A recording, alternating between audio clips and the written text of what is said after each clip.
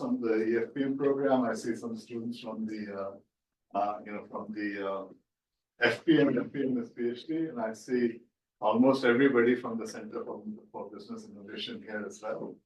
So with that, we had planned on roughly an hour and a half, but we don't get you every day. So we will go as long as we are active, and these people are very good at asking good questions. So thank you again for coming. It's a real pleasure having you. Thank you for inviting me.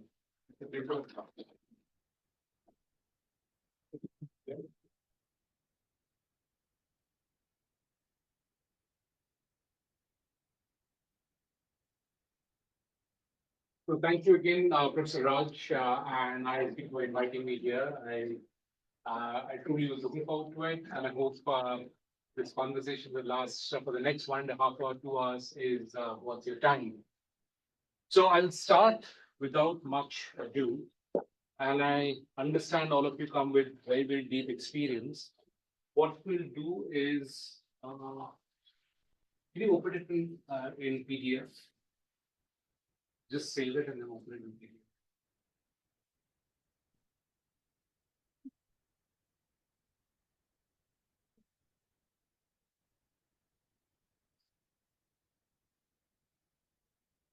So it's a longish presentation. I didn't know how much time I have. So what I'll do is I'll continue to the time 1.5 hours is over, and then I'll just stop.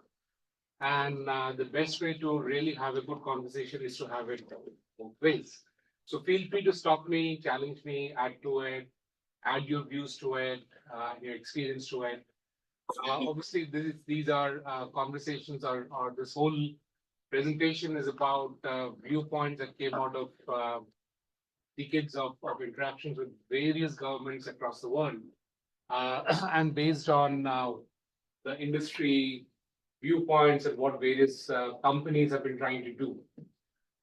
So what we're going to talk about is geopolitics of standards, and the fact that standards drive technology, and the fact that technology drives the economy. So I'll start with a little background. When we're talking about war, right, of adversaries on both sides, right? And we are seeing so many wars happening in today's world. We are seeing the Russian-Ukraine conflict. What does Russia want from Ukraine? They don't want Ukraine to become a NATO member and place missiles there. Right? Why is that? It's a threat for them, right? They are an adversary in that sense, right? So they don't want NATO to have an influence on Russia. Right? So they want to checkmate NATO. They also want to make sure that the agricultural powerhouse that Ukraine is, those are very important resources that should stay under their control and not under NATO control. Because if it goes to NATO control, then that's what NATO can leverage for the rest of the world. So when an adversary looks into a situation of conflict, they're looking at enriching themselves either through the resources, which is by taking over the wealth. So you had the Central Asians raiding India at some point in time, 100, 200, 300 years ago, 400, 500, in fact, 1,000. And what were they doing? They were looting, right? That's what the history books say. They were taking the wealth away. That, in their view, was wealth. Then also there was a second set of looting that happened, which was by ensuring that the subjugated population continues to generate wealth to the aggressor. So you don't take away the wealth. The wealth is not the rubies and diamonds and whatever you took away, because that's just one time. So therefore, we had stories of raiders coming in from Central Asia and doing multiple raids because they could not produce it themselves. So they had to raid.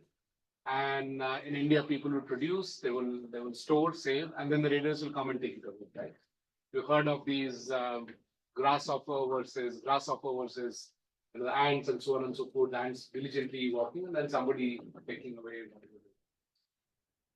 So the genius was that, okay, let's just make the ants our slaves. That's what the second part is, that by ensuring that the subjugated population continues to generate wealth. So I don't need to do any more raid. It's too much of a problem, too much of logistics, too much effort involved. I just simply make sure that whatever they produce, a disproportionate amount comes to me. right? So that's what war is fought on all fronts, which leads to this wealth generation. So wars of the older time was about actually physically coming and doing aggression. It was about violence. And as we heard our Prime Minister recently comment about the Ukraine war, that in today's day and age, we don't have wars. That does not mean we don't have wars of other kinds. We don't have violent wars. So we'll talk about what are the other wars that happen. But before that, what is material wealth? So what is wealth? There is material wealth, which is gold, jewelry, and precious stones. Out of that, that's material wealth, right? But the other wealth is really technology. So let me give an example. Sugar was apparently invented in India. Sugar, crystalline sugar, white sugar. So, the word sugar comes from sakar. Sakkar, shakkar, sakkar. It was apparently there even during the Harappan time. So somebody created it, and that was a source of tremendous amount of wealth for whoever controlled that technology. In the 7th century, that was during Harshvardhan's reign. The Tang dynasty for about 20 years kept pleading with Harshvardhan that please give the sugar technology to us. And obviously he said, get lost. It's a money spinner for me. Why should I give you the technology? And so the Tang dynasty got a band of Nepalese and Tibetan generals together and raided the plains of the Gangetic Plains, slaughtered some 3,000 people, got hold of all the people who could produce sugar, took them back to China, and then started producing sugar at a tremendous amount and exporting it back to India. How many of you have Hindi as your native, as your mother tongue? What is sugar called in Hindi? Shankar. Chini. Now you know why it's called chini. Oh. Have you had crystalline big sugars? So, Mystery. Yeah. Any guesses where mystery came from? Misra. Egypt. So wherever it came from, that's how the name came. So Misra was created in Egypt, which we got mystery. And chini was created in India, but because of the imports from China, it was started to be called chini. But the rest of the world still calls it sugar, which is the root word being shakkar. So my point is that if you produce sugarcane, that doesn't have the same wealth. You can't export sugarcane and make money out of it. It will be finished. It's perishable. What led to this whole episode that we're talking about? Why did this war happen? Why did even the name got changed of the technology? Because with technological intervention, there was disproportionate wealth that got created. Similarly, if you look at wood steel, how many of you know what wood steel is? No? Okay, that's surprising. So wood steel, in fact, is the first steel in the world in that sense. It was high carbon steel invented in South India, was widely produced in South India and Sri Lanka. It was, how many of you have heard Damascus steel? Damascus sword? So Damascus sword is nothing but wood steel. They would make the sword in Damascus using wood steel. It was almost like Intel inside. You don't make any PC without Intel. You don't make any weapon worth its salt without wood steel in it. So because of the high carbon in it, it had the tensile, the ability to move. So if you hit it, it would vibrate, it would move, it will not break down. Unlike other steel, when you make the sword, if you hit it hard, it will break down because it did not have the flexibility. So if you see in the Kerala martial art, you have a whip sword, which is one of the most dangerous swords. Now that martial art came up based on the technology that there was wood steel. Otherwise, you can't make a whip out of steel. It's extremely complex to do that.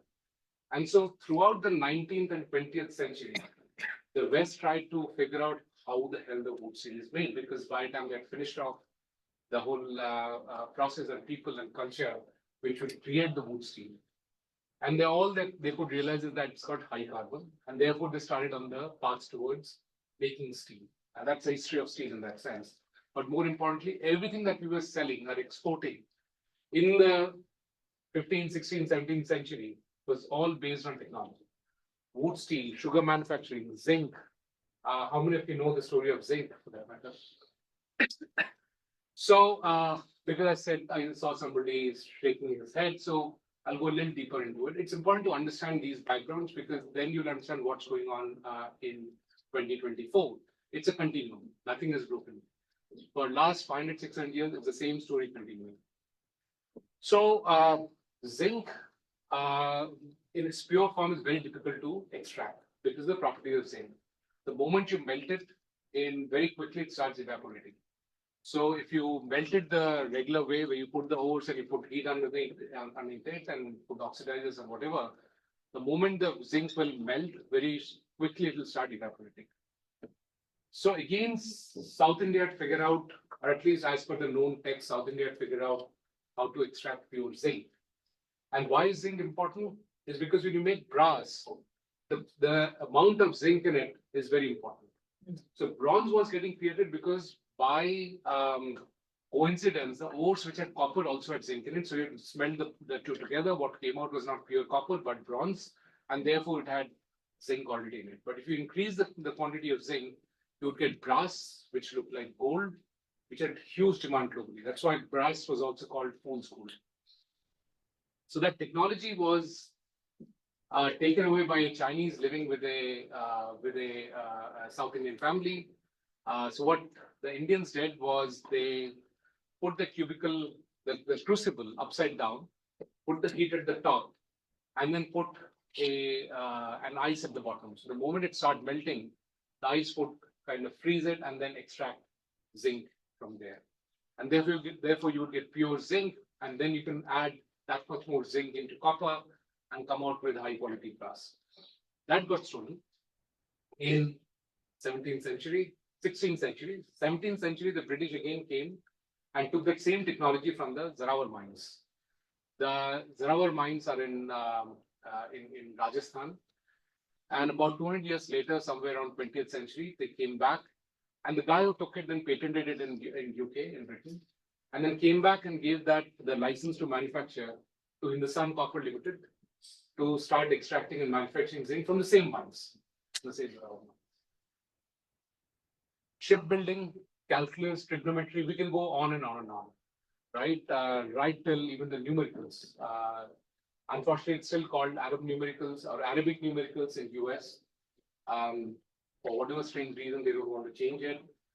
It's not even Hindu numericals, it's Aryabhat's numericals. It's an extremely big jump that we had by having those numericals. What was great about the numericals? Because counting was always known. Any idea why the way we count today is and how we represent it, and the invention of zero is supposed to be such a big deal? The decimal system. Actually, decimal system was there before also, and that's why I was asking. The ease So of Romans also put it as 1, 2, 3, 4, and then X as 10. That's decimal. The very concept of having nothing, that zero is nothing, the very concept that is nothing, that was a groundbreaker. That would spook people, in fact. Mhm. In fact, the Arabs refused to put anything because that was spooky to them. Nothing, and you're writing nothing. No, so the point actually was it's a positional mathematics. People don't get that. It's that you're only playing with 9 characters, and then you are saying wherever I put the character. There's some noise coming in. If those who are there remotely, if you can mute yourself. somebody on remote. So depending on where you put the numeral, the value comes in. So you put 1 at the third place from the right, then it becomes 100, right? That's just magical. What's so great about it? You can do additions, you can do multiplications, you can do mathematics, right? Which could not do. I mean, how can I give you an x and x1x and I say multiply x with x1x? Cannot do that. So it was so transformational that now we have all these computational equipment which stands on the foundation of that mathematics. So people kind of get confused by talking about zero. Zero enabled the position mathematics to happen, and that's the more important part of it. Same with calculus treatment. Let me take one example of let's say calculus for example. Recently, I've been reading about some people coming out. I think William Dalrymple coming out and saying Madhavad, who was a Keralite mathematician, came out with calculus and trigonometry. So actually, it's always a continuum. No single person comes out and comes with a big leap. They're always standing on the shoulder of giants. Aryabhat himself actually started doing calculations on what sine and cosine curves are. Any idea what sinus means? So sine comes from the word sinus, right? In Latin. You know what sinus is? Breathing. Right. So sinus is this pocket. It's a pocket. So we have got a pocket here, and when the phlegm goes into the pocket, you get a headache, and so you say, "I've got sinus." So in Latin, sinus is a pocket. What does pocket have to do with trigonometry? Do you see any correlation? So let me go back into the history of it. When Aryabhat was creating the tables, the chord is called the jiva in Sanskrit. Jiva, J-I-V. And when the Arabs learned and then took it to Europe, they could not pronounce va. They don't have va, so they said jiba. So they took jiba to Europe. Europe said, "What does jiba mean? It must be jiba." Jiba is a pocket. Those who understand Urdu or Hindi, jiba is a pocket. It's Arabic for pocket. So then they translate pocket into sinus. They didn't know why. It is sinus, so they said pocket must be sinus. And they copied everything else and said, well, this is sinus, so there's sine, and then therefore this cosinus is cosine. What does pockets have to do with it? So the root of it was what Aryabhat put together. And then obviously many other brilliant mathematicians, both in India and in the Arabic world, and then post that the European world, they built on top of it. But many of the foundations was put over here. And that's what technology is all about, right? And that helps you build the world's tallest skyscraper of that time. The Brihadeshwara temple was 21-story temple in the 9th century. Very difficult to build unless you have the technology, the mathematics in place to build it up. So therefore, when I looked at these, I went and redefined what colonization means. This was about 20 years back. And I put this definition forward. That colonization is nothing but disproportionate extraction of economic benefit from an area of influence through manipulation of the rules of engagement through either force or deceit. Now, why did I put this in? Was because that now if you look at this definition, colonization continues to exist in many forms. Just like you would have heard of neo-slavery. Right? That there is still slavery existing in the world because people against their wishes are being contracted and hired and made to work, but typically against their wishes. So there is whole slavery index and so on and so forth. Similarly, there is colonization going on. And as I go deeper into it, you'll start appreciating why this change in definition was needed. Now, colonization typically came in 3 waves. One was social colonization, right? You had the higher caste or class subduing the lower class. You had the lord subduing the serfs. You had the same thing in Indonesia, same thing in Japan, same thing in Russia. In fact, the word serf is more from the Serbian word, the Russian word, and it basically made almost is equal to slaves. So you had the social structure where a few people gained through the work of other people. Remember how you have wealth? Either you snatch or you make people continuously work, right? So that's what social colonization was. And then they got greedy and said, well, can I go to other lands and start having colonization? Can I get more people to work for me? That's where we had the classic political military colonization, right? That we recognize as what the East India Company did and everybody else did across the world, and the Spanish Empire and so on and so forth. So the next stage of social colonization was political military colonization. And then you are in a world of what I call as a technological colonization. If you see China trying to break free and become the leader in technology, how many actions are being taken globally to stop them from doing so? Is only because they are a military threat, or the other requirements in place which forces the rest of the world to catch up? It's a threat to the influence of the established powers. They don't want to let go of their influence. And what will they do with the power? In the next phase, Like a new world order of sorts. So They just want to make sure the wealth stays with them. At the end of the day, it's all about business. Mhm. Why did we have these crusades? Why were the crusades fought? Because the trade to India was getting choked. The Muslims captured the part from where Europe was going to do trade with the rest of Asia and India. That got choked, so they had crusades in the name of religion. Well, the Muslims were there other places also. Muslims were there in Spain also for thousands of years. Why didn't they have crusades in Spain? Why did they have crusades in Middle East? Because it blocked the trade routes. People have, the US and the West have a lot of issues about Taiwan. Why don't they have the same level of alacrity with Tibet or with the rest of the African countries where there's war going on? They need to be of economic interest. So are they of economic interest or not? Yeah. is it really restricted to countries, or I think if I extend it, maybe corporations are also doing this? A very good point. Since we are in India, for us, it seems that corporates and governments are on two sides. There are loggerheads, and they always, the government is there to push the corporates down. Rest of the world, and historically, corporates and governments are always together. They continue to be so in every other place but India. So when the Ladakhis conquered Tibet, the first thing that the Ladakhi king did was give all the trade rights to the Ladakhi businessmen or the traders, and took away the trading rights from the Tibetans.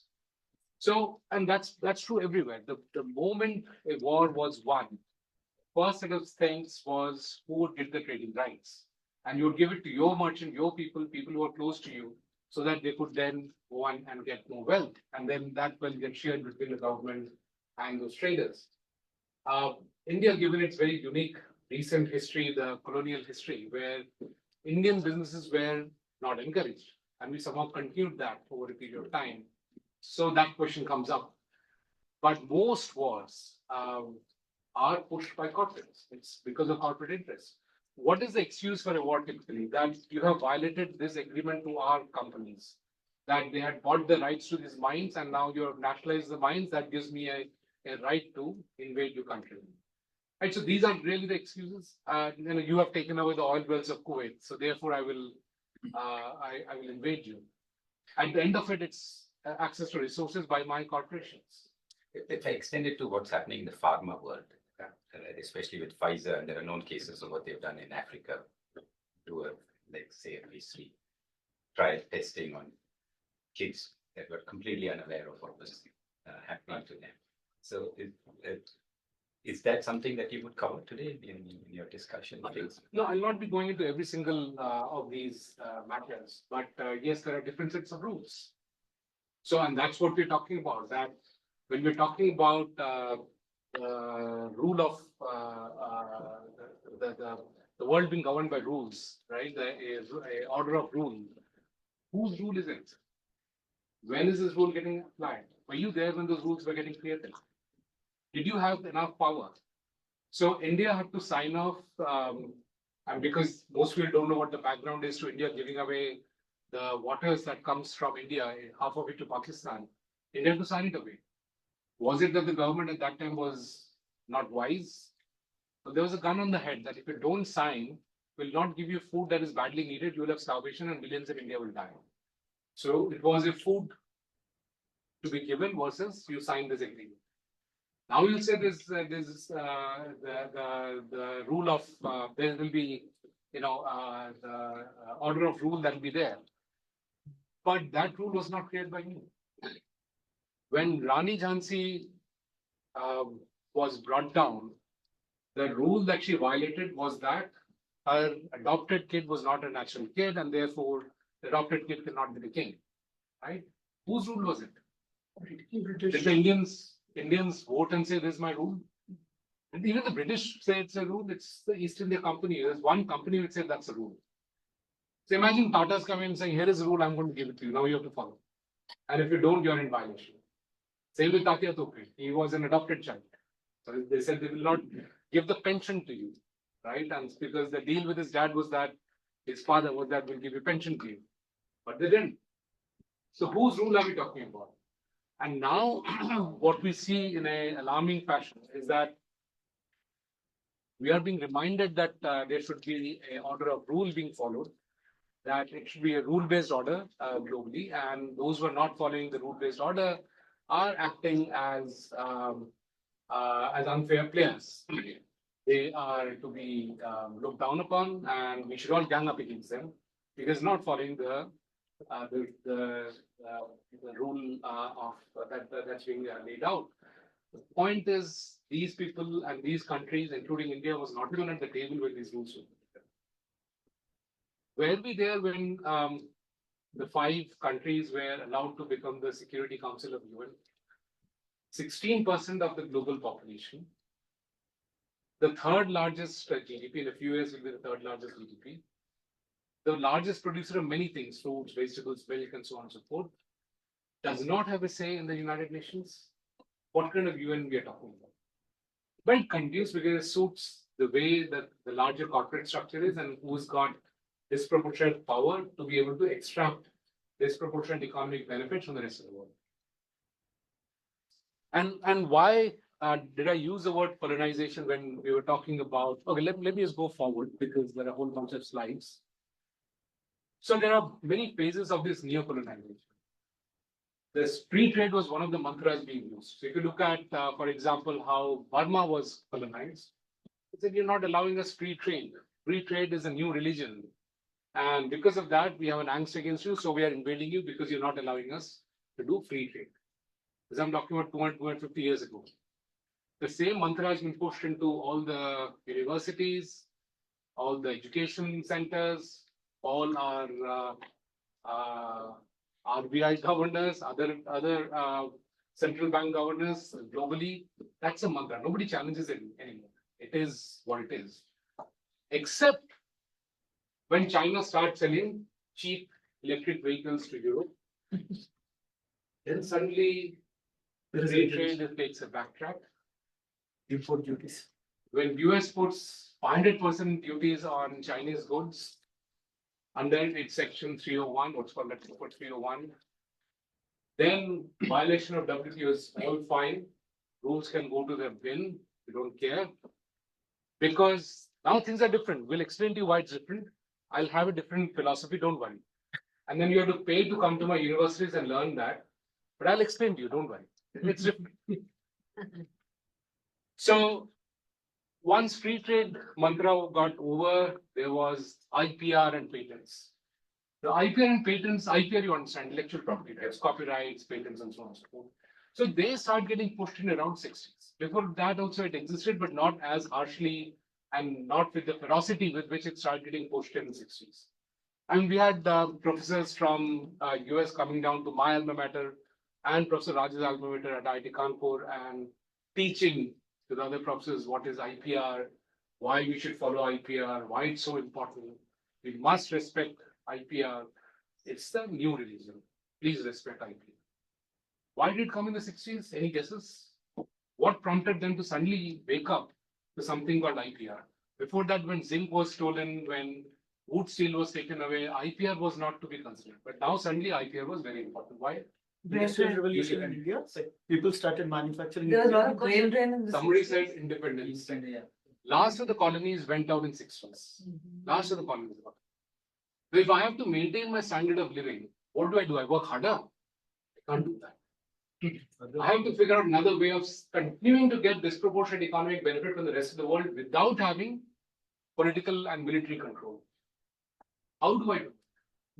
I start creating new ways and new regulations, new rules, which will ensure that the flow of money keeps happening. Right? I'll sit back and I'll call it increase of my productivity. Year on year, my productivity is going up because year on year, I'm able to extract more from it. Everything that you sell to me is of much lower price, much lower value, because I determine what is the price. Everything I sell back to you is of high price, high value, because I determine it. Both sides I determine. What's the bill of material cost of an iPhone? I think if you look at it from the popular information that's floating around $200 to $300. And it sells for about what? Now it's selling for $2,000. So is the value of IPR that much? The market value of Apple and many other countries, companies is more than the GDP of many countries. It's almost 2/3 GDP of India, and India is 16% of the population.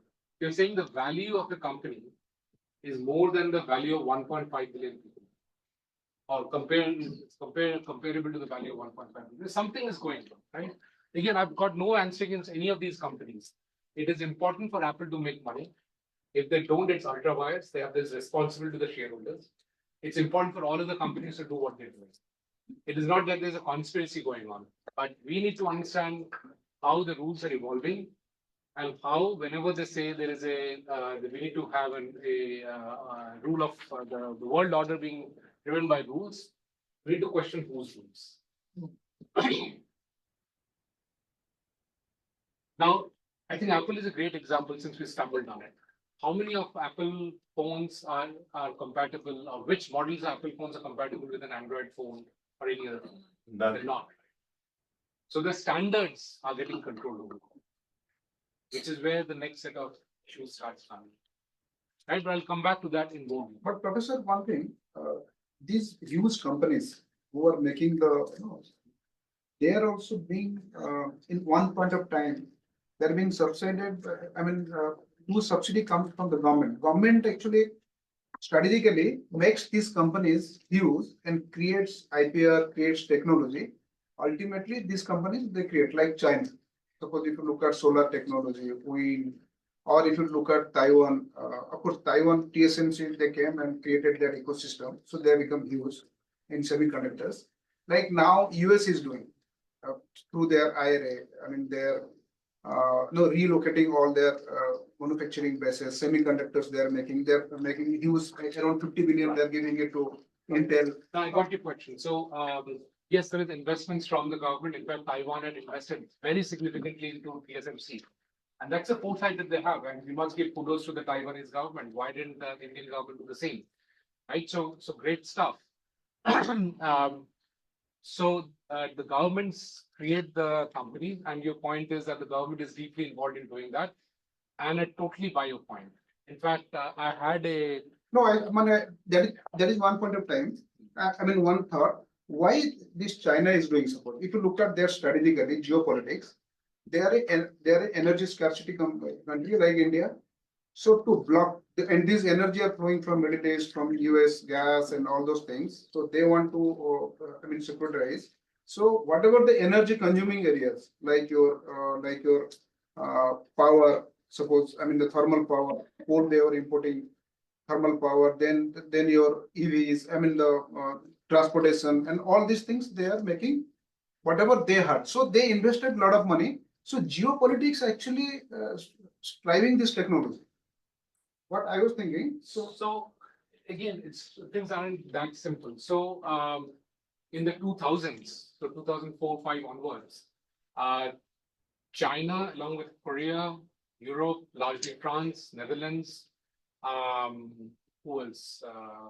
Taiwan, they started investing massively in battery because they saw the writing on the wall that the next set of technology and mobility will be based on battery.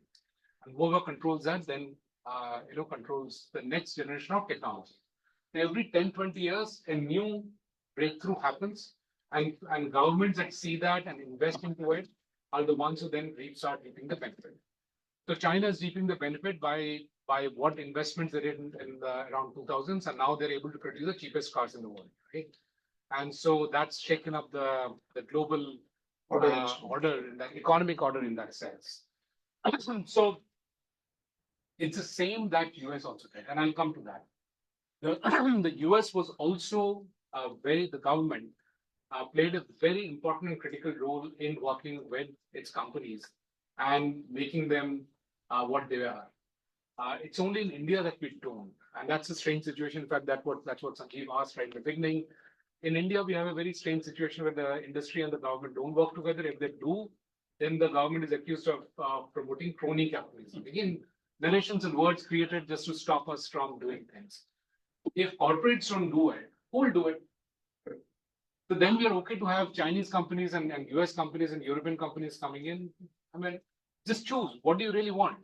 If you don't have large, entities which have got huge concentration of capital, if they are not allowed to invest into the next generation of technologies, and if the market risks are not diminished by government's intervention, then how will we get the next set of technologies and the next industry? We'll keep importing them, and every time we'll say, oh, we missed the bus. And you'll still be standing in the bus stop and not get on the bus. We see the buses passing by. Because of the construct that we have, that if the government steps in and gets into the bus has to be driven by a corporate. And then the moment you do that, there are political ramifications. So we need to get out of this mindset that government has to work with corporates. And that's what I was referring to, that I had put together a large journal paper where the important part was that there's no such thing as laissez-faire. Again, this was a mantra, laissez-faire, let people do what they do. US never did that. They invented that mantra, but they never did that, and I'll cover it in one of the slides. So again, government and industry have to work very closely. They need to put bets on the next set of technologies coming in. Whoever is able to bet on those technologies and then deprive the rest of the world and the rest of the companies from getting into that bus are the winners, are the ones who will get disproportionate economic benefit, are the ones who will be more prosperous. That is essentially what the structure is. Anything else is narration, which just diverts us from what needs to be done. Sorry. When a standard comes into picture, so Yeah. probably, I'm just taking a guess, we need to look at the history around the standard and who stands to benefit out of it. Would that give us a fair idea on why some? Yes, if we have time, I'll go very deep into how standards are created and so on and so forth, because this lecture was supposed to be about standards, geopolitics of standards. So I will come to how standards are created and what are open standards and what are de facto and de jure standards, if time permits. But that's an important point, right? But let me just go forward into what else happened in the last 50 years, let's say. So you had IPR patents and you had ISO 9000. How many of you, I know many of you look pretty senior, so you've been through that ISO 9000 craze that happened. Yeah. What came out of it? Reams and reams of papers being printed and put in a corner, and that was it. That was ISO 9000. At the end of it, you also paid to a European company some 30,000 euros to plus whatever the markup was for the local company to get your ISO 9000 certificate. Did your process really improve?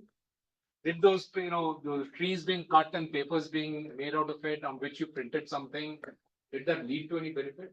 You only could participate in RFPs because that became. Yeah. Yeah, you could only participate in RFP because that was a checkbox that was put in. That was a box that was put in.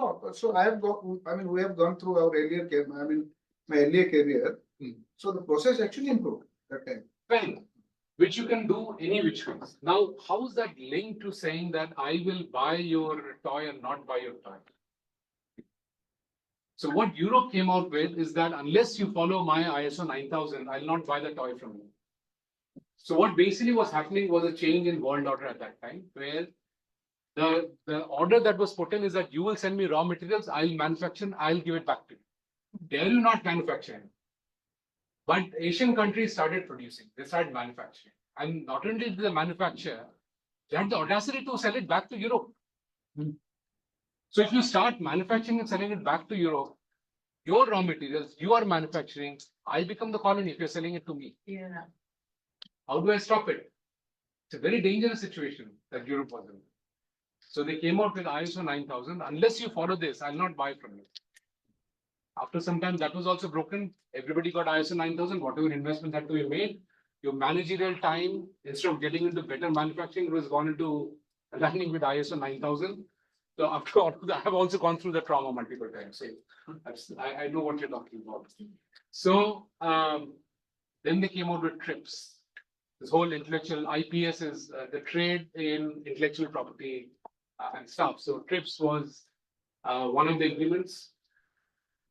Apparently, the interlocutor from Indian side resigned because he said, I'm not going to allow India to sign. He was replaced and the next person went and signed it. I'm sure similar stories would have been in the rest of the world. WTO came up.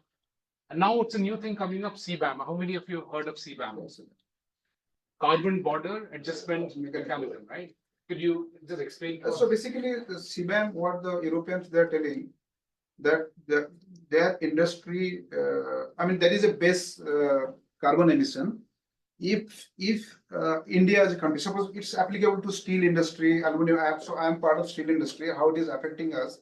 So if I am emitting more carbon, then I have to then pay that additional tax. Basically, it will adjust I mean, a steel company based out of, So, yeah, you're perfectly right. So what, just paraphrasing what, Ranjan just said is that they're saying, or rather they're accusing that everything that we're importing from outside is actually doing pollution. So on the face of it, looks very, very good argument that, you are putting the pollution outside of Europe and then you're producing the steel and then therefore you're selling it cheaper in Europe. But guess what? Even European steel is as polluting. So what they're saying is fine. I'll not tax you roughly, just dumbing it down a bit so that we don't get into the nuances. I'll tax you at the border. This carbon border adjustment pricing a mechanism, what it's called CBAM. So once the steel comes in, and there are some 8-9 sectors, once it comes in, aluminium, steel, and so on and so forth, you will have to pay an extra charge, and only then you will compete. Pretty soon they have also realized while they're putting this that fine, what will happen is people will not sell steel, they'll sell the downstream product. They'll sell a steel chair instead of steel. You put tax on the steel, so we'll sell you a chair. You're not put a tax on chair. So they are now investigating whether all the downstreams will also be taxed. This is nothing again but non-tariff trade barrier, same as ISO 9000. So you keep losing, and then you try to figure out ways of extracting money. And then I'll take the money from Ranjan's company because he's exporting to Europe. I'll take that money and push my companies to adopt green technologies using his money, and then put more barriers so that my steel companies will be able to beat Ranjan's company because I'll say they have green steel. And I use his money to build this up. And this continues every 10-20 years. You'll see one new fad after the other coming up, one new religion after the other coming up, and putting up these barriers, which are basically non-tariff trade barriers. So just one point is, while CBEP, I agree, right? The logic probably is to protect the industry, etc. But I think it is levied on the domestic companies or domestic industries as well, right? Not really, no, not really. And that's what I think that's the point they are making, that they're making it a level playing field, right? So what they're claiming, what they're saying is that the local companies have adopted these technologies, so their cost of producing steel is higher. So we are providing parity. So if that is so, there needs to be a global body which should go and inspect it. It's not open to their inspection, it's their say, their point, and their regulations. No, what Nitin is trying to tell, suppose ThyssenKrupp or Coros in Europe, they are emitting 1 ton of carbon, 1 ton of CO2 per ton of steel, but we are emitting 2 tons. So that 1 ton carbon I have to pay, carbon tax I have to pay when I'm exporting to Europe. Yeah. Right. So to make it parallel with their domestic company. All I'm saying is that is the claims of the European steel makers. Now there have been claims from Volkswagen. You recollect the claims that Volkswagen made about the fuel efficiency. Correct. So that Yeah. So who the third party is checking it? So Europeans are claiming that. Now I can also claim the same thing here. I can claim the reverse also, right? Yeah. And I can have a sign off from whatever the Birlas, Adanis, and so on, and the Vedantas that their production is cleaner, but the European imports and Chinese imports are also. I mean, the European, they're mostly. I might be wrong. You might know better that they're electric arc furnaces, so nuclear power. So in general, their emissions would be lesser, but they can't do the European steel mills, right? They're primarily electric. No, in their carbon, Largely, obviously. and India is coking coal, and whatever China is coking coal, the emissions are higher. Obviously, so they are making only recycled steel. We are making virgin steel, and obviously, Now, one professor is trying to tell European government also giving lot of subsidy to make green steel there. Like ArcelorMittal got huge money. ThyssenKrupp. That's why I didn't want to go into the details. Yeah, okay, fine. But you're absolutely right what you're saying. Just one point, Professor. Like, this is what happened now, but everyone says that the largest polluter so far has been US. They've emitted more than the rest of the world put together. Can it be possible that the countries go back to them and say you need to pay for that? No. So that's the There's something argument. similar. That's the argument. As long as you don't have the power to do so, it's an argument, right? When you have the power to do so, it'll become the law, right? And that's the difference. So we are still in a global regime where such valid arguments will not even reach the tables of discussion. Right? But that's a counter argument being put. You put the reason why we're having climate change now is not because of pollution from India and China. It's because of what Europe and the US did, right? And even now, most of the as the Chinese complained, the pollution of Europe and US was exported to China because whatever they manufactured, it went into US and Europe, and the new pollution is happening. And So even now today- suddenly waking up and saying, no, I use this as an excuse to disempower your companies is not an acceptable argument. Similar to nuclear weapons, like US has done more tests than the rest of the world put together many times. So as per We don't UN, want others as to per be- UN definition of terrorism, there's a definition of terrorism by UN, right? It says, roughly says like this, that if you are hurting civilians to achieve a political goal by pressurizing the government, then that's terrorism, right? By that definition, the largest terrorist act was the bombing of Hiroshima and Nagasaki. What was it done for? The stated reason was to push the government into surrendering, the Japanese government into surrendering, even though at that time there were enough feelers being sent from Japan that we want to surrender. But the target had to be figured out and found out so that the US power could be demonstrated to the rest of the world. There's nothing but terrorism. No, but the Has it story been is called out? different actually. I mean, what I have heard, that the Toyotas of the world, that time the big corporates of Japan, they were ruling in, they were trying to rule in US, the big buildings and all flags, Toyota's flags and all. They wanted to target the Japanese, big corporates by doing this, something like that, some story, I just can't remember. Yeah, so there are many stories from the US side. Let's assume this is true, right? So they bombed Hiroshima. Why did they bomb Nagasaki on 3 days later, on 9th of August, 1945? They bombed Hiroshima, fine. Why did they bomb Nagasaki? No, it was experimental actually. So they target. That's the point. It was experimental. You're experimenting as if Japanese were guinea pigs. You're experimenting your nuclear bomb. You were also demonstrating to the rest of the world that who's the big boss now. And there's nothing but one of the largest terrorist activities. Where is the rule of law? Excuse me. The rule changes. And to your point that what your argument was very valid. You have the power to implement your argument. So whose rule are we talking about? And when it comes to carbon emissions, even today, on a per capita basis, US is the biggest course. emitter on a per capita. That's not how it course. end up. So that's why the statistics are. In fact, I was just helping out one of my PhD students, and he had said that India contributes to 12% of global infant mortality rates. I says, do you realize that that's a great statistics? He says, why? He's based in US. So he said, why? As India, 16% of the population, it's contributing to 12% of the infant mortality rate. That's great if you're reducing the global average, right? But if you put it as an absolute number, then you are basically torturing numbers to make it confess to whatever you want to make it confess to. So that's the whole point. If you talk about total emission, it's a huge number, but obviously 16% of the population will be having large emissions. And on a per capita basis, we are obviously lowest. And also now if you take out the cattle, because cattle is the biggest emitter of Methane.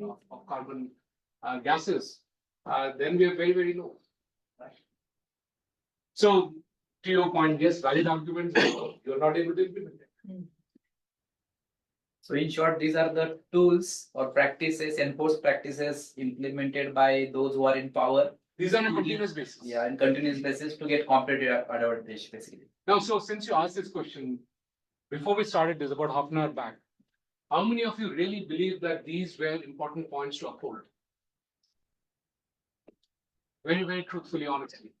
How many? How many of you believe that these principles are important principles to uphold? Right, so Manasi. Some of them is Yeah, intellectual IPR, property, for that I'll patents. come to IPR. IPR, definitely. I thought IPR was. I'll come to IPR because the rest of the half an hour, 1 hour will be only on IPR. Right, so most of us believe those are good principles to uphold because they have been put as very good things to do. If you look at, let's say, European Union, and I keep saying this because at many people, Ministry of IT, a lot of people say, oh, we must copy what Europe has done in terms of privacy. Now, GDPR is one of the most draconian laws and will lead to the destruction of the startups in Europe. We're adopting it in India. We would do the same thing, disrupting our own startups. Why is Europe open to having GDPR? Because they've already lost the digital war with US. It's a loser putting together a set of laws where they want to stop the American big techs from having a free play in Europe. So you'll see these large €1 billion penalties, 500 billion euro penalties coming in from Europe on US companies. That's a different context altogether. But the way the laws are put in is that I'm helping out the consumers. Now, when US comes out with, I'll just take 30 seconds to complete. When US comes out with consumer-focused laws, they'll say, give it to me at the cheapest cost. That's it. I'm not concerned about ISO 9000. I'm not concerned about anything else. When Europe wants to say, I want to protect my consumers, it's only about protecting my businesses and corporates. Nothing much to do with consumers. The consumer is just, what you have in the front. What Arjuna had Shikandi in the front. Consumer interest is just Shikandi. How do you compare this against monopoly laws? Let's say, for example, take a very simple example, just anti-bundling laws that you had. The USB-C versus Lightning charger laws that the main point that everybody, the new iPhones have a USB-C right now, primarily because Europe said that, listen, your your Lightning cable is cannot be there and you need a common one. Then Microsoft having unbundling of, Explorer from their basic OS. How do you see that? And is there a connection that could be drawn, or there is no? So everything is not black and white, right? So these are good developments that happen, right? Correct. So the fact that there was standardization of the charger. Correct. Yes. It's great. It's great for the environment also, right? Isn't it? Because otherwise you had these 5-6 chargers lying at home with different plugs and so on and so forth. So I'll cover that also. The rest of the talk. So as I said, this is not a conspiracy that's going on. Europe is doing what's important for you. US is doing what's important for US. China is doing what's important for China. Question is India doing what's important for India? Prof, also one question I had was, if you look at it from the enterprises, not talking politics here, but sheer capitalism, right? If I am a market leader and I continue, or if I aim to continue to maintain that position to detract competition, right? It's just business. Would I not strengthen my position by creating my way of working as a standard? Like just business. Of course, as a business, that's what you would like to do. Like you'd like to have the entire world as your market and make sure nobody else is able to do it, right? Which is where when everything else fails, the anti-competition laws step in. Right? Like it is as good as me doing a multi-year contract with my customers. Correct. Saying you can't go buy anything else. So the world is a roll of dice. Things have been set. You as a company, it's your responsibility to make sure that you maximize the return to your shareholder, right?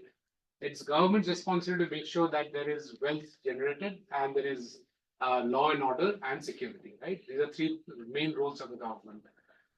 So between these, things get played out. Now, if one or the two don't play their part, then it's a problem. It is not that we are cribbing about what the rest of the world is doing. And in 2024, we are poised to become the 3rd largest GDP. If something is not happening, it's us that we're doing. Right? Others are doing what their job is. But it's us who buy into these arguments are also to be blamed. Right? We glibly buy into all of these arguments thinking that's the religion we must follow. That is also, therefore, we are also part of the blame. But is it an option not to buy into these? Won't Yes. we just get cut out? Yes. No, we may or may not get cut out. And a great example is China. China ripped this apart. And I will also go through that, how it happened, how they woke up, and so on and so forth. China has ripped this apart. They've taken everything and turned it on its heads. Right? And by the way, we are doing it. So I'm complaining about CBAN. And I think somebody mentioned about nuclear power plants and so on. So India is doing the same thing. We are now putting up mini nuclear power plants to run our steel manufacturing, our railways, and so on and so forth. We're doing the same. Yeah, in schools, we are definitely asserting power. We are. But it's important that people who will be leaders in the society, you all should know what's going on, so that you can cut through the through the fog and be able to pick up the right decision to be made for whatever you end up needing, your corporations, your entities. So nuclear is one area where India has space to rule the world actually. Sorry, which one? Nuclear, these small nuclear plants, Hmm. because whole world is talking about that. Along the data center, along my steel plant, along my aluminum plant, I can set up, which are safer. So India has got that inbuilt that 220 megawatt that Bharat so what the Nirmala Sitharaman ji also told. So that's the most one fifth of the cost of the next best technology what China or France or the this Rolls Royce of UK are developing. So that's the technology where actually India can penetrate. Sure, there are multiple technologies in the FBR, the fast breeder reactors and so on and so forth. So there are multiple technologies we can get into.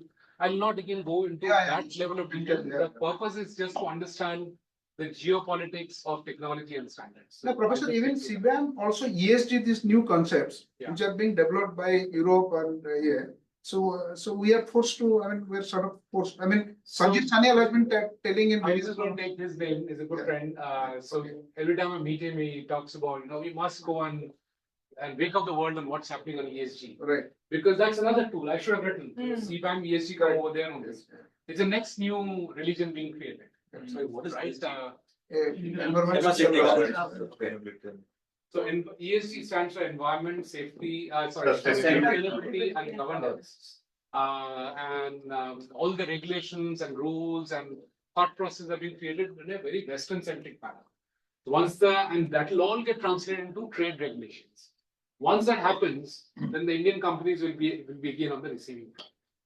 Let me also tell you another story that between 2004 till now, in 2000 for China, China was hardly represented in any standards body. In 2004 and 2024, China is not only there in every single standards body, but what they bring in terms of volumes of content is massive, is uncomparable by what anyone else brings to the table. That is what we need. Right? We need to learn from what the rest of the world is doing. So I only focus on IPR and explain a little bit more in terms of what I had called digital colonization. That's a term I coined in 2005. So basically, intellectual properties is created, which is in terms of, let's say, patents, and let's just stick to patents. They are then turned into international standards. So when we are talking in this room and it's getting communicated over Zoom and VC, it's all working over standards. Right? There's a standard which integrates the laptop to the HDMI cable to the IP through which it goes into Zoom and then gets projected elsewhere. The lighting over here, the LED lights, everything is controlled through standards. You cannot be in the technology industry without standards. So the intellectual property on which patents have already been put, they get converted into international standards. Those standards then lead to the companies which have put the patents in place to charge unfair rent on that IPR. And then what do they do with that unfair rent? They plonk it back into research and create more intellectual property. And they'll create the next generation of intellectual property. So you'll see around October, November is when most of the new iPhones or new phones, new Samsungs, new everything is launched. And literally there's a tick of the technology clock. It's because right from the network to the operating system to the middleware to the chips, the processors, everything moves ahead when this annual tick happens. If any company misses the bet, misses the tick, they're out of the market and they get finished off. And every time this tick happens, they say, oh, what was there before is now obsolete and that's gone. And now the new technology is this. Or the new chemical entity for medicine is this. What you are using for the last 7 years has got so much of problems in it. It's got so many side effects. As if you didn't know for the last 7 years there's these side effects happening there. You waited for the patent to expire, and then you already have the next molecule in place. But you released it when the previous patent expired, and then you start talking about how bad the previous molecule is, and please stop using it. You must use the next one. So it's, I used to kind of explain to the government by saying when Edmund Hillary went up the hill, which is Mount Everest, if you had put up checkpoints everywhere, you would have said, now that I was the first one to go up the hill, anybody who crosses these checkpoints has to pay me a tax because I was the first one to go up the hill. That's what essentially patents is about. Since I'm working in this area, I will have visibility. Now, as I said, I have myself multiple patents. I could do those patents because I could see ahead of others because I was in the lab, right? And that was a full-time job. You would have seen it 4 years down the line. Does it mean that you have to now forever pay me a rent because I thought of it earlier? Is that fair? And let's look at what is the inventiveness of these patents. I would have gone deeper into it, but let me just show you. But what is wrong in that? That's the business model of. Yes, research. what is wrong is what I'm coming to. Okay. What is wrong is what I'm coming to. Because on it sounds right. No, you have invested money. You have put in the patent. You should have a right to get a return on it, right? Even if it's 2000% return. You got a right to a return. Do you remember this? The war between Samsung and Apple? They sued each other. Rounded edges. Rounded edges, right? Is that the patent you want to put?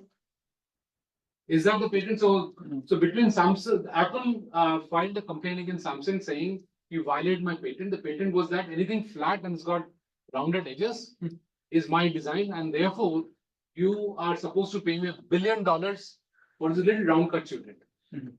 How brilliant, Apple! How brilliant.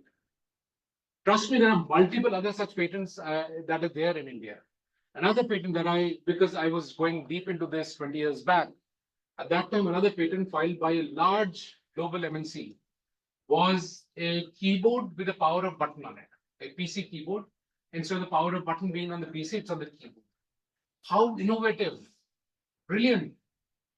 Now, let me put the other part in the story. If you are a student from, let's say, IIT Hyderabad, right, and you've come out with a great prefetch queue of a processor, right? It's the best prefetch queue that you've created. What do you do with it? First of all, to reach that place, you had to invest a disproportionate amount of money compared to what your resources are, right? So this is where statistics starts coming in that we discussed a little while ago. You can't simply say, you're the biggest polluter, it's on a per capita basis.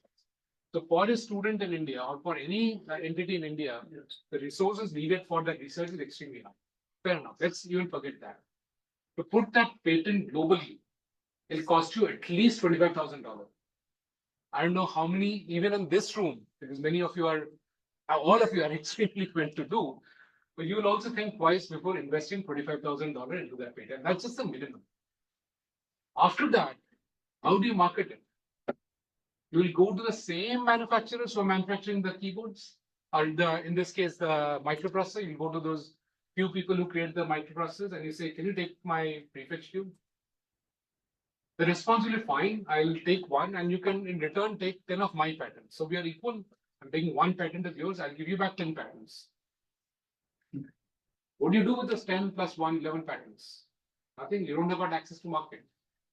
Whatever the market decides is what technology is. It's not that the best technology ever reaches the market for them.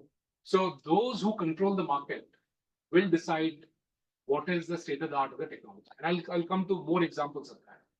And therefore, if you look at the combination of access to the global IPR regime versus the low bar of innovativeness or inventiveness for these patents, you see what is broken. It's a huge problem. And before you can even wake up, because if I am into the business of making processes, you can never catch up. Because I'll never take your technology, I'll never let you be in any competitor's end product, because I'll always sell my processor at a cheaper rate. My processor will be obviously better, more mature than your processor, because I've been in the market for such a long time. And I'll never let you break into this whole tech ecosystem. And that's what is wrong with this IPR. The regime is created in a manner that I'll not let anything from the developing countries ever come up, or having the developing companies break into this ecosystem of tech fairs. Right? Now, let me take another example so that it becomes clearer. I'll come back to this slide. Let me take this and I'll come back to the other slide. So we talked about technologies and we said let the best technologies reign, right? So India was the leader in shipbuilding. And I'm not saying this. Who's saying this? The British Parliament in 1813. It's there in the archives. Do a search, UK Parliament archives, you'll find this. And I'm going to quote verbatim from the archives that, "O King, if you don't save us from the shipwrights of India, then when your Royal Navy needs us, you won't find us around. Obviously, we'll die of starvation, our family will die of starvation, but you won't find us around when your Royal Navy will need help." So the British shipwrights were under tremendous pressure from the ships being built by Surat and Bengal. And so there were two sets of laws, 1813 and 1814. 1813 law prohibited ships below 350 tons from plying between the Indian Ocean and UK. And more specifically, what they said is you have to pay a significantly extra tax if it's an Indian ship, even under a British flag. So if it's an India-made ship, then all your goods will have to pay an extra tax if you're going on an Indian ship. So that was for them to create a level playing field with the British shipwrights. Now, why did they choose 350 tons as a limit? Because India was building 1,500 ton ships at that time. Why 350 tons was made as a limit? UK was must be limited to that level. Speed? No, this is tonnage. Not the fastest to produce those ships. No, No, because the UK was producing below 350 tons. because UK did not have the technology to produce above 350 tons. They could only make the smaller ships, right? And Indian ships had far longer longevity. Their cost of operation was lower. Their total cost of ownership was much, much lower than the British ships. So obviously, India had got access to better wood, the hardwoods, the tropical hardwoods, teak, and so on and so forth. And they had about 1,000, 2,000 years of technology that that evolved to create those ships. So they were far, far superior. So that's what happened. They stopped it, and that took away 40% of the shipbuilding from Bengal and Surat. Then in 1840, they further denied Indian-built ships to be registered as British to trade between US and European continent. Why was that important? So any ship, all ships were stopped between the in the transatlantic trade. Any guesses why? So transatlantic trade became the most lucrative trade. So send the ships from UK to West Africa, pick up commodity. Can you guess what the commodity was? Slaves. Slaves. They picked up tons of slaves, dumped them in US, picked up gold, took the gold, dumped it into UK, went back to Africa to pick up the slaves. So the bigger the ships, the more quote unquote cargo could be carried, right? And so Indian ships fitted in very well. There were no British ships or very little British ships that were there. It was Indian ships that were preferred. Obviously, after this ban that happened, there were smaller ships that were put into service. The mortality of the slaves went up and so on and so forth. I'm not going to that direction. But essentially what happened was that Indian ship industry was decimated. Now somebody was talking about what's wrong with IPR. Is because once you decimate, you can't rebuild that. You can never get back into that business. So about 20, 30 years later, iron-based ships came in. Indian ships was not even there. There was no company in India which could invest into the next technology of iron-based ship. So fast forward to 20, 30 years, 40 years, Indian shipbuilding is gone. We don't have the technology. It's backward. It's obsolete. And get the modern ships from Britain and the rest of the world. And that is what is getting played out again and again. So I call it the first Atmanirbhar step of Britain. That was Atmanirbhar Britain that they did. Well, there were many other steps, but this was Atmanirbhar Britain. To make sure that their companies are there to support the British Royal Navy. We are doing the same now from our military industrial complex. If we don't have the entire military industrial complex in the country, then when there is a tactical situation or a strategic situation, either ways, we should be able to generate more and more military weapons. The same issue that's faced by Ukraine, same issue faced by Russia. Once the first 10, 15 days of the war happens, most of your military asset gets destroyed. You need to continuously then start building more military assets. So we are getting back into the game, but that's what the British did in 1840. So again, addressing the issue of what's wrong with IPR. Now, some of the arguments put up is that, well, IPR leads to, or patents leads to growth in technology, growth in industry. What were the two fundamental pillars of the industrial revolution. One was isomerization of steel, right? And second was the steam engine. That's what really powered the industrial revolution. Both of them were based on open source technology. Let me focus on just the steam engine to begin with. So there's a joke that a kid is asked who invented the steam engine. The kid says, what? And the teacher says, yes, that's the right answer because it was James Watt who built the steam engine or invented the steam engine. But that's not true either. He didn't invent the steam engine. He was the one who had the power to patent it. Not only that, he extended his power, his patent for another 30 years because he had influence on the British Parliament. So on this 30-year regime, the efficiency of the steam engine hardly increased. In fact, he's also supposed to be the person who almost killed the steam engine because he did not allow anybody else to contribute. It did not grow. And what does inefficient steam engine mean? Is that the cost of the products you're carrying, the cost of carrying it is more than the cost of the product itself. So it's not economically feasible to carry much on those steam engines. It's only when his patent passed away, its term got over, that all the engineers put together a journal called the Lean's Engine Reporter. And then the engineers freely contributed ideas. Those ideas were freely picked up, incorporated, and the efficiency of the steam engine went through the roof. And that's how steam engine happened. So IPR actually killed the technology. It was almost killing the technology. It was open sourcing the ideas that actually made it work. Imagine if Aryabhat had patented his numerical system. Oh, wow. Would we be sitting in this class having these fancy equipments and gadgets around? No. It would have killed the entire evolution of technology. So the counter arguments that IPR is important, I think the truth lies somewhere in between. But more importantly, IPR was used more as a geopolitical tool. And that's a problem. So within a country, within borders, or for where the bar of invention is very high, we can obviously look at it. But both the bar of invention went down, and it was being used as a geopolitical tool, and those are the problems that we have. Professor, what is then the balance between protectionism, which is what is the activities of the IPR, to progression, which is the open source that you're talking about, right? And that's the progression, why it's important for progression. So what is this kind of balance, and which of the organizations are doing it well today? So beyond the scope of this class, frankly, it's a very important question. It's been vexing policymakers and people who are in this area for a long time, including me. There's no straight answer to it.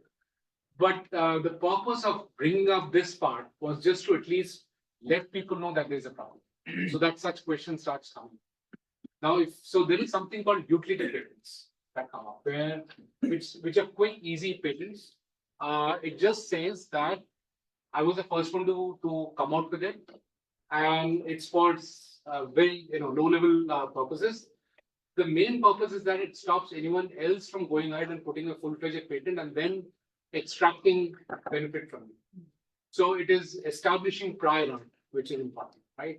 Because this kid who comes out of IIT Hyderabad, they will not have the resources to be able to even put in a patent. And many times I've seen in my, the 20-25 years I've been dealing with kids, with students from IITs, is their ideas willy-nilly get patented by somebody else because they spoke to somebody else spoke to somebody, and somebody else truly believed it was their idea. They put the patent, and then this person's work gets impacted because now his or her work is under the patent of somebody else. So therefore, utility patent starts becoming an easy way to cross that. At the end of the day, those who got more power, which is more wealth as a corporate, able to throw in more resources, are going to gain from this regime. So it's important to recognize that there's something broken in this regime. It's not that the inventor is getting benefited, right from steam engine onwards, or even the radio, what J.C. Bose's contribution was, it never got turned into a patent, right? And again and again, it is recognized that he was the inventor, but Marconi, who did not even have college education, is supposed to be the inventor of radio. Something majorly wrong. So as long as we know that there is something broken, then it's for you all to go ahead and figure out what's the right way to fix it. Thank you. If I may just sort of build on the question, and so the point of invention, innovation, pushing any agenda forward, finding the zero or finding the next chip. There is a social benefit to it. Eventually, humanity benefits from technology. There's a governmental agenda that we spoke of in great detail. So there's the entrepreneur, the society, and there's government, right? There's this three sort of plays where you are suggesting, I don't know if I'm preempting you, is we need to find the right balance of this, because if supernormal profits or restrictive trade practice is the outcome of a patent, we should question that. Is that the core thesis, or am I overreading it? No, here, this class is only about geopolitics of standards, right? So I'm going to just touch upon tools that are used for such geopolitical activities, and for you to know what the problem is. We just took a quick check on who all even thought that those were issues that are tools being used for geopolitics. So if I can just stay out of this, I'm just asking your first, given that you spent so much time on this, is it a fair framing that there are certain safeguards? Yes, and the reason I'm trying to step aside and from your question is that you start by saying it's beneficial to humanity. Yes. Answer is yes, right?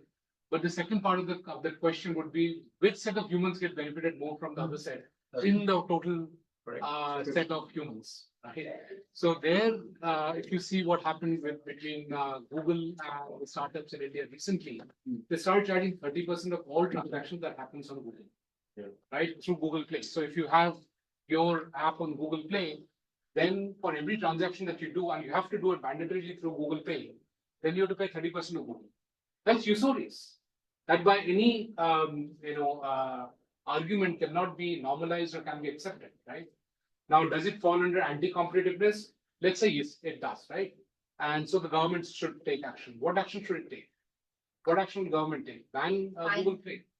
Allow payments through other. Let's say you fine me and I don't pay. I'm Google Pay. You fine me, I don't pay. Then you say I'll ban you. Like what happened with Brazil, right? Brazil and X I'm talking about, right? Then Brazil goes and bans X. Nothing much happens. Many people lose their livelihood, but nothing much happens. You ban Google Play. You ban Google Maps.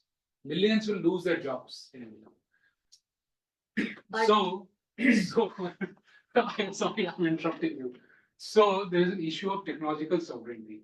The government's writ cannot be put on these companies. So it's an issue much bigger than just a monopoly issue. Right? And that is why I was sidestepping your question, because it'll open up another can of worms, which I didn't want to get into. So if you as government does not have the ability to stop me or put your writ on me, I'm bigger than you. You don't have your sovereignty on me. And that's the challenge. That's a larger issue. But Supreme Court fined Google for the Google same practice with Google Ads, anti-competitive, and they paid the fine and they did business in India. Small stuff. It's small stuff. But for this 30% part, their argument was that we are a regular business and there is free market. Free market, remember free market, where you eliminate everybody else, you either eliminate them or slaughter them, which was happened 250, 300 years ago. You eliminate them, right? In fact, when the Marathas took over parts of Bengal, they cut off the thumbs of the gamers. So all of that happened. You basically eliminate competition, right? So in that context, Google never backed down. Google didn't back down on the 30% for a very, very long time. Twitter did not back down when they showed they blocked the account of Jammu Kashmir's governor, and they didn't back down. There were fake videos floating around which caused social unrest. They did not take them off, right? So they become much bigger than the government, and that becomes a problem. We did not elect Google or Twitter or anybody else. We elected a government. We may or may not like the government because some of us supported, some of us were against. But that's the government which came up through a process. If their rate does not, does not run on all aspects of the country, then there's a big problem, much bigger than just plain monopoly. Yeah, but that is China done a good thing. They created Baidu to rival Google. So they they did that much earlier. Much earlier. We have taken that to rival Tesla. So like that, parallel companies. If you look at. So they created that strategically. That's what happened in 2009-ish. The Chinese minister was taken on a ride on Tesla. Before that, they were iffy because at that time also China wasn't that rich. They had just turned $5 trillion in 2009, which is the size that we will be in a couple of years. And to invest that much into batteries was a problem. Then they were shown what a Tesla is. They drove on a Tesla and then took out all stops from China in terms of the investments into battery and EV and so on and so forth. That investment is what paying them off. Professor, given that you are, kind of unwilling to answer the tech part of, national No, I'm willing to sovereignty. answer. It's just a constraint of time. So let me rephrase the question within the confines of today's conversation about, sovereignty or sovereign control on tech or whether it was fair or not. I live and work in China for last 12 years. They have. Ni hao ma. Whatever you have spoken so far seems to be a copy paste of the playbook that China has used for last 15-20 years. Absolutely. Right? They've done exactly what you have said for last 15-20 years. So are you in any way recommending that India go the same way? So, can you just hold on to that question for a little bit? Sure. Then I'll come back because it'll get answered. Yeah. The answer largely is yes. So, where all did this happen, this standards issue? And it's coming pretty fast to your question, the answer to your question.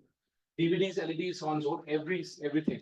I'll take up two of these examples. I'll take up DVDs and processes I've talked about. Let me take Wi-Fi versus Wi-Fi. I would like to go through all, but it's already 3:12. So DVDs, China was producing DVDs using a standard called MP4. How many of you have heard of MP4? All of you, right?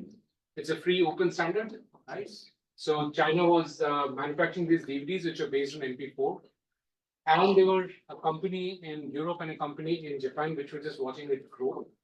And once they reached a certain level of units, about I think 1 million or so, they stepped in and said, well, we've got between the two of us, we've got 550 patents on MP4. Free and open. Go away. Remember that now I made that circular thing that you have the patents and you put the standards and everybody else believes it's free and open, you adopt it and you wait till the business grows because you already made that much of investment. Then they stepped in and they said, now you have to pay us a royalty.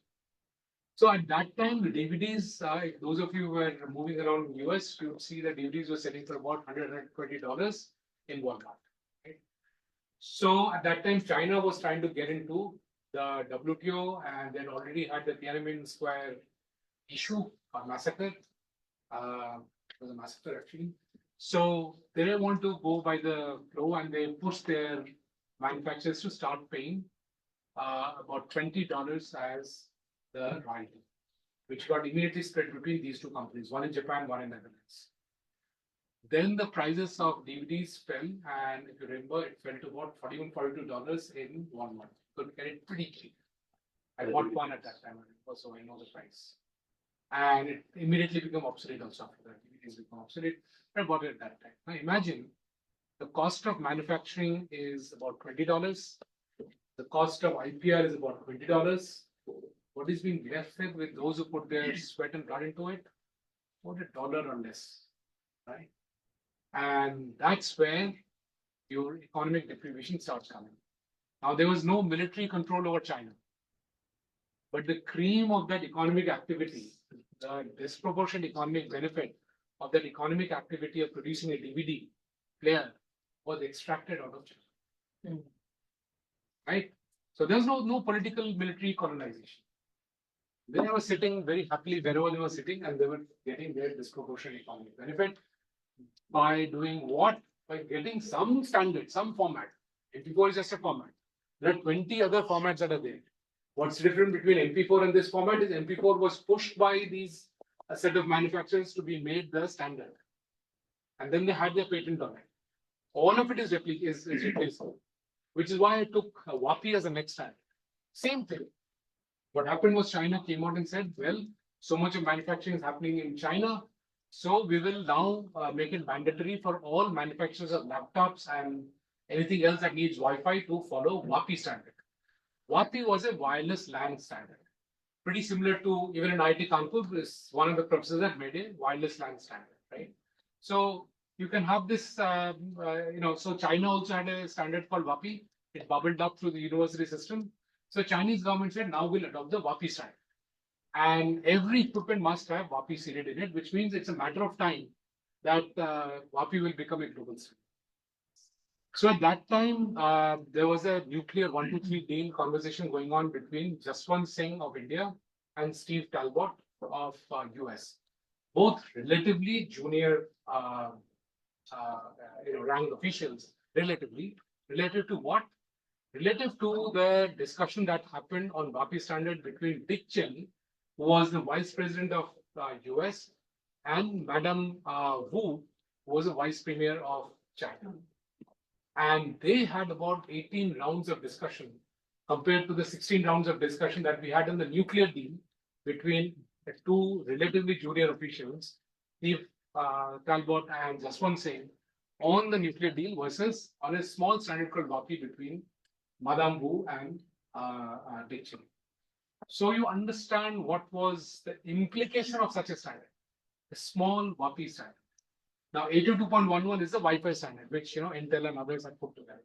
That was a Wi-Fi standard on which 802.11a, B, and then WiMAX and so on and so forth started coming up. Even your 5G standard is essentially an evolution. The 4G LTE and so on is evolution of the same standard. So there was a huge pushback on both DVDs and then the Wi-Fi versus WAPI. And that's what led to China waking up to your question. So that was under the background where China woke up and said, hang on, something is going wrong. It is no free trade. It's not free for all. It is depending on who puts the rules and who can smash through the rules.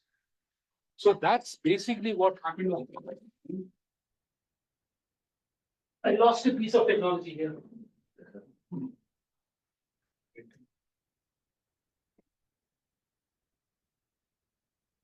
Now, can I just hold it like this? Yeah, yes. So this was what happened. This the Madame Wu versus the whole WAPI standard issue, and she had to trade off against the larger interest of China getting into the World Trade Organization. And so they let that go also, but they realized what's going wrong. So you see the WAPI wireless standard over there in the middle. That's what she was trying to discuss. And then they decided that over the next so many years, they will become a leader in technology. And that's what they did. Does anybody doubt that China is one of the leaders of technology? No, got it. They now control it. Not only that, they control the supply chain of technology. So when the fracas happened between China and Japan, I think about 18 years back, China said, fine, I'm not going to supply you any of the critical minerals, so your electronics industry will come down to its knees. Japan responded by saying, I don't care. We'll do mining of the e-waste and we'll get all the minerals out. That failed. It didn't work. And so it impacted Japan quite badly. So even though China did not have the technologies at that time, they had control over the technologies. So by taking up components of the supply chain and completely dominating it, it is not that only China produces the critical minerals. What they did at that time, Australia was producing critical minerals, many others were producing critical minerals. They brought down the price to such a level that all other mines became economically unfeasible. Then they brought up the price, and it could have been done only with a military vision. It could not be for any other reason, because critical minerals per se at that time was not a significant part of the economy. Right? Most people were blindsided.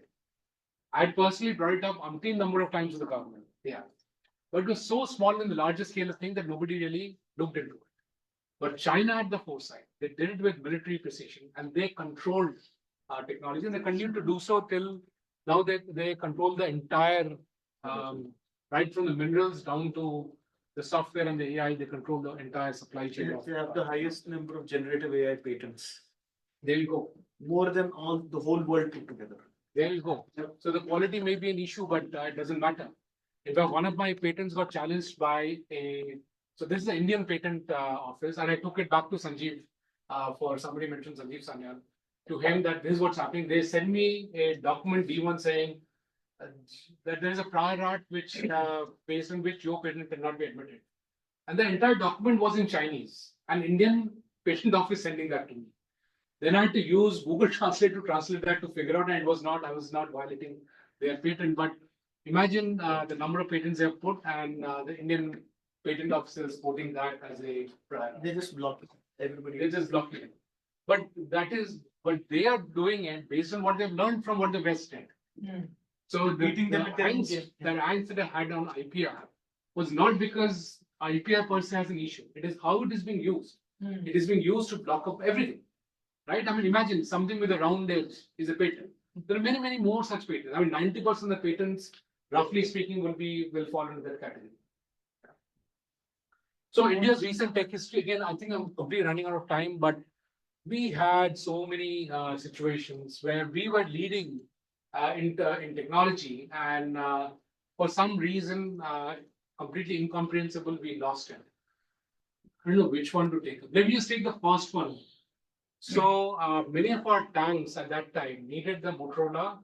I've now forgotten which Motorola processor, but not the general processor, but the microcontroller processor, and the tanks needed it. Motorola said it's end of life. Sorry, we can't give it to you. And so the government asked C-DEP to start building the processor. As if it's so easy, now you can indigenize it, start building it. So they went around the entire country figuring out how to build it. Then they went to this gentleman called Professor P.P. Chakravarti in IIT Kharagpur, who's supposed to be the doyen of microprocessors. And that was really helpful because the professor told him that you're wasting your time going around, nobody can help. So they stopped going around after that. And fortunately, one of the Motorola engineers had written all the calls of the Motorola processor.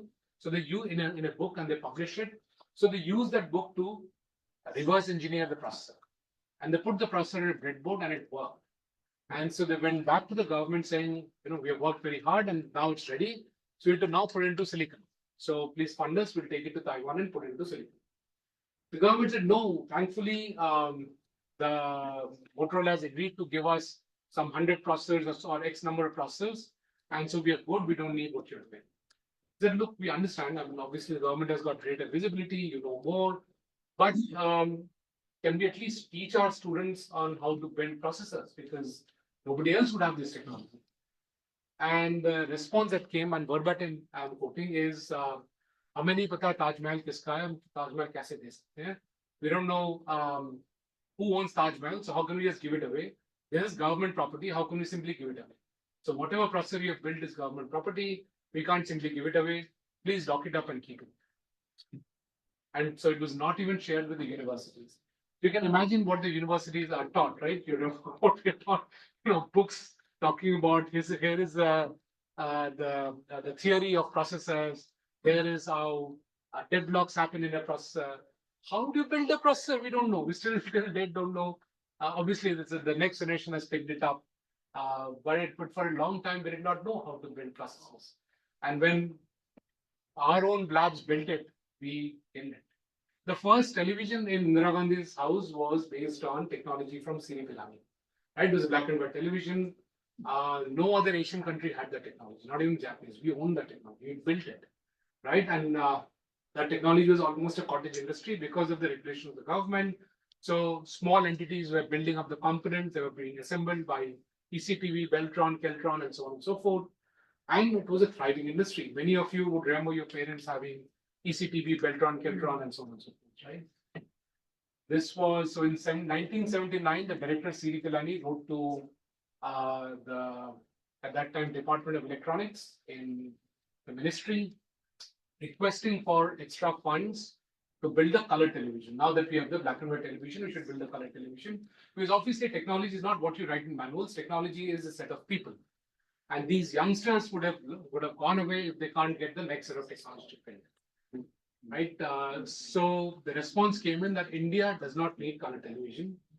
One person in Department of Electronics has decided what you all need, right? And therefore it was denied. And so all the people left, except for this one person in the team who eventually became the director of C.D. Pilani. So these are stories from him. And then he went back in about 2010, he went back to the archives to check how much was the fund asked for in 1979 to build the television. it was 1,07,000 rupees, which would be maybe 1 crore in today's time. Nothing, right? 1982 Asian Games happened. You remember when color television came to India? 1980. So by 1980, 1981, the floodgates were made open. All the foreign brands came in, Yeah. right? Now, where is ECTV? Have you seen ECTV televisions? Veltron televisions, Keltron television, they don't exist anymore. That was a background board. We killed our own technologies, right? And each one of them, I can go on to each one of them and talk about what happened. But I think I've got only 5 minutes left. I'll try to wrap up, but we have got a little more time. 5 minutes left, right?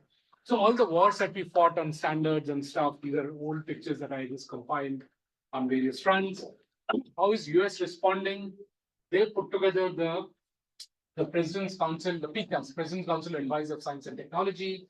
So no matter who is the president, it does not matter in US, whether it's Trump or Obama or whoever, the policies are consistent, it flows through.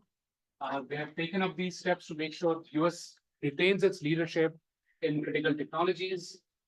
Now, where did this start? Where did US start by having this single-minded focus on control of technology? In 1791, Alexander Hamilton, who was one of the founding fathers of US, wrote this report on manufacture. Manufacturing at that time was like the big .com or AI. I think nowadays you will say AI. That big new industry called AI coming up, that was manufacturing. US economy was agrarian, based on slave labor.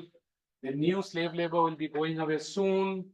And they would look at Europe and see the shining new manufacturing, belching lots of smoke coming up. All the smoke that eventually is leading to the climate crisis that we have now. So from 1790 onwards, that was happening in Europe and US. So they wrote this book, this report on manufacture, which basically urged US companies to start investing into manufacturing. And then the government pushed them, government and companies working closely, pushed them to get into manufacturing, pushed them to get into telegraph, pushed them to get into railways. And that's how, and then pushed them to get into semiconductors. And that's how semiconductors came up. And that's how US has been having leadership in all of these technologies, pushed by the government. There's no such thing as laissez-faire for that matter. These large bets that were made by US. The same thing was replicated by Japan. The same thing got replicated by China. How does one put large bets, aligns all the resources of the country and says, this is where the government will help you, please go and invest and we'll dominate that area. And that's how you control technology, by not controlling a piece of it, but the entire supply chain. The arguments that India will do just a design and be happy about it because design is a maximum value add does not matter. We stayed together as a country because it gives us the ability to manufacture from pens to spacecrafts to everything in between, right? The narrations that we should only be in services, we should only be in software, we should only be in this part, it's all very, very fallacious. Before that, the argument was that we should only be in agriculture and maybe do a bit of mining, right? Why? 300 years ago, we used to do everything. We need to go back and do everything because we have the resources and we have to do all of that. We have the resources, we have the human resources, the natural resources, the market, the access to market. We should just go ahead and do that. And that's what everybody else had done. In fact, others had to create market access for their companies to be able to access those markets. And I hope in the meantime I answered your China question. Okay. So this is what happened. This is what US did. They just stopped Huawei from competing because they stopped Android being provided to Huawei, and they would banned it. This war. You're stopping them from market access war. PayPal banned WikiLeaks after US government intervention. So when WikiLeaks happened, PayPal, Master, Visa, everybody choked WikiLeaks founder from getting any money. So the US government instructed them not to give any money. Imagine if US does not like India and tomorrow there's war and our entire digital economy is based on MasterCard and Visa, if it was, because this was a question we raised in 2007. These are all very, very old slides, right? So if it, and this is before the WikiLeaks issue happened, we hypothesized that we are becoming an e-commerce driven country. So our payments will be online. If you're dependent on Visa and MasterCard, then what happened to Iran will happen to us. And then subsequently, 3-4 years later, this happened. And we went back and said, this is what has happened. Fortunately, by that time, the government had put together the entire India stack, and therefore you have UPI and RuPay and so on and so forth. So that work started somewhere around 2007 because of these issues that came up. This issue also led to the freeing up of the internet. Who runs internet? US.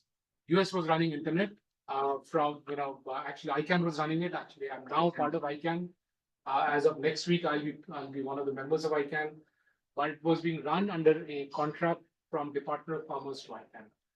When this happened, they realized that the US is using their control over internet to snoop over everything else. So there was a clamor, and that fight went on from 2008-9 till 2016 to free up ICANN from US influence. I still don't know how free it is. But many things happened because of this WikiLeaks issue. Also, if you see our payment systems, GPay, PhonePe, Amazon Pay, Paytm, what's common among them? Chinese and global investors. None of them were Indian.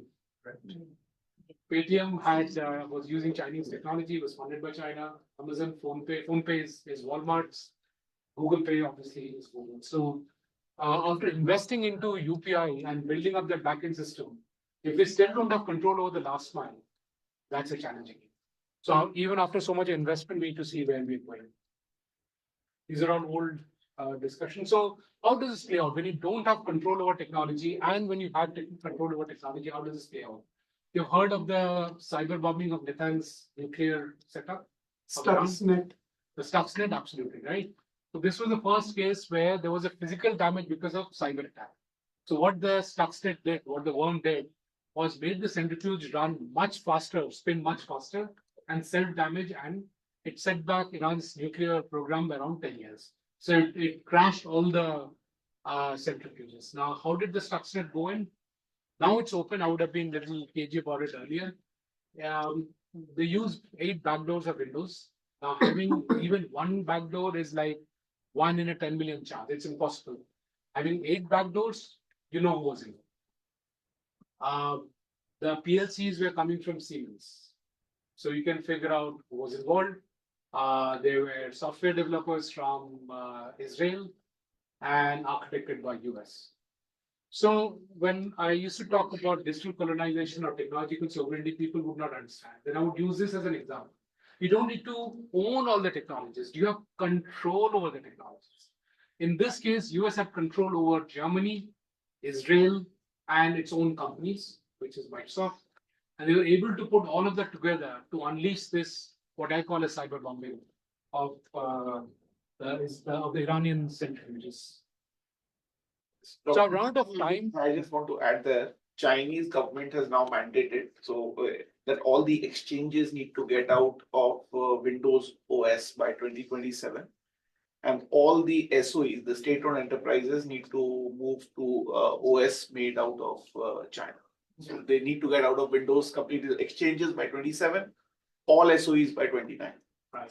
So in fact, I was quite amazed when you said many of the things I'm saying is Chinese, because is what China is doing. Because there's actually, I got exposed to it when I kept meeting with the Chinese officials over a period from 2005 to 2010. And it's obviously built on top of those ideas, but what they faced is what made me wake up and realize that that's what we're facing in India also. So you're absolutely right in detecting that. We have had many such situations, how we were held back, right? Yeah. Too much of a coincidence. I can go on and on. There were many such coincidences, quote unquote, that happened. So it's just keeping us behind. I mean, Naminaran, now all of you guys know. Yeah. When I used to quote his name earlier in this context, people wouldn't even know. They forgot. Right? Thanks for the movie, now people know. So I'll just stop over here because now we'll get into very deep concepts of standards and so on and so forth. But we have run out of time. I'm happy to do a VC maybe later sometime and take that up. But any questions, Professor? I mean, can I stop now or? Well, you have a flight at 6:30. Right? Yeah, I should be. Yeah, you should. And it's around 3:35 now, and the traffic does pick up around 4. Sure. So maybe 5 more minutes to see if there's any questions. Yeah, and then and we'll love to have you back for an hour or something, or half an hour on video. And this has just been tremendous. So we'll have video call with the professor? What he's offering is Okay. maybe, That'll be great, actually. Yeah, that would be great Yeah. actually, because you know, you've got us all enthralled. Let me see what we have for class. it will be unfair to us if you don't come back. Exactly. Yeah, I completely agree. That's polite. Yeah, sure. Yeah. Again, back to tech, in terms of data residency, do you look at, because this is how we've been looking at it, saying that, data cannot go out of the particular sovereign region. You want to operate in India, you have to have the data storage in India, because Europe does this, Singapore does this, Australia does this, US does this, China does this, Japan does this. So essentially, if you do this, can we do, it's that the position that Indian government will take, or suggesting that we should So do this. let me decode that for you. So why do you suggest we need to have data locally? So that we've got access to data? Number one, I think there's data is a new Others currency. don't or get you look access. at So it, there's right? other. Yeah, so new currency, which means that you have got access to data, therefore you can leverage it, right? Correct. And So also associated in terms of, the more data that we produce, you have to have data centers, more No, chips, and totally. everything else associated to that, right? So the second part is the important one. So let me take the first part because that's usually the fallacy. Yeah, Second part, you're absolutely bang on. so that's where I want to get. So the first part is that we need access to our data, therefore data should be available locally. Do you have all the Harappan scripts with you? Right, Harappan scripts is visible, you can see it, it's your data, you have it. You have access to it. Can you decode what's there? No. So having localized data is just a political statement. It's a very important political statement. Localized data. The larger objective is what Nagendra said later, is that using that political statement, I mean, this is like fig leaves, right? Like we say ISO 9000 Europe wanted for benefit of consumers. Consumer is my God, right? Benefit of consumers. Same way here, localization is because we need access to our data. When we need data, it should be available locally. How does it matter where data? From a technical perspective, it doesn't matter because if you have encoded the data and kept it at my data center, I still don't have access. So access is a different issue. But everything that he said, that leads to jobs getting created because I'll have data centers, I'll have the technology being built around it, I will have all the industrial developments around it, and therefore that gives me a benefit. Why should I let my data be economically leveraged by others? Then the third part of it is using the data for AI and analytics and so on and so forth. That's a different discussion. Yeah, sorry. But if you're keeping the data outside country, it is a threat to us, right? If something happens. Well, really, how? Because when you keep it outside, even Amazon doesn't know where it is. No. I think he means that, let's You say, take the data. let's say a bank, let's say ICICI Bank. Yeah. If the data center on Amazon US, when you cut off the link to the US, the bank's down. Yeah. So It's- when the WTO attack happened, it was the data outside of WTO that helped the bank get up. So they were up the next day itself. Right? So it's both part of the story. You need to keep data spread around, which is basically data redundancy is what you need to build in. And therefore, it's not necessarily bad that you don't have data inside the country, but it's good to have. It's good to have. But the larger issue is basically jobs getting. Basically, when you're keeping data with you, sometime back you were referring Visa and MasterCard, the number of transactions what they're having. So let's put the other way down. analysis. So let's take that we have forced MasterCard to have their data here, which was a huge issue because MasterCard refused, and therefore for about 1.5 years you did not get any MasterCard. I don't know if you all know that. That was the background because they refused to keep the data in India. Let's say they keep the data in India. If MasterCard refuses to share the data, government can't do anything about it. It's their access.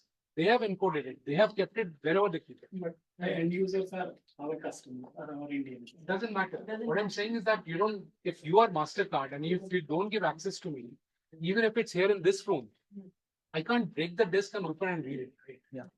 The same thing happened in the US as well, when US wanted Apple to decode one of Exactly. the phones of the Exactly. terrorists. Or Telegram now is behind bars. So Yeah. Telegram refused to share any of the information. And the Russian government, the French government, the US government has not been able to hack into Telegram and get the data. So it's a political statement. Localization of data is a political statement, a very important statement, and I completely support it as an Indian because it leads to jobs getting created within India, which is very important. Thank you. All right, thank you. On behalf of the class, this is what I said at the time. Been very, very enthralling. We'd love to have you back. on video, whatever means. I think been a great learning experience. Your biggest fan, Srinath, he's been talking about doing a PhD, looking at the role of politics in business. So when I can get him to sign up for a PhD program, he will be on his committee. Happy to be a co-guy. So, no, this is. Thank you, Srinath, and thank you for this.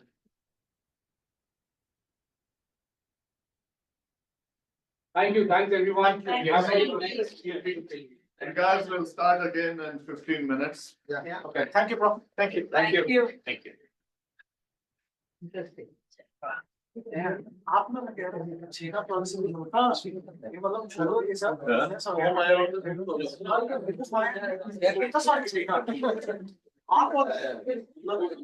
किसमें चीना policy भाई को छेड़ो तो चीना पहुंच जाता है So, and one. चाइना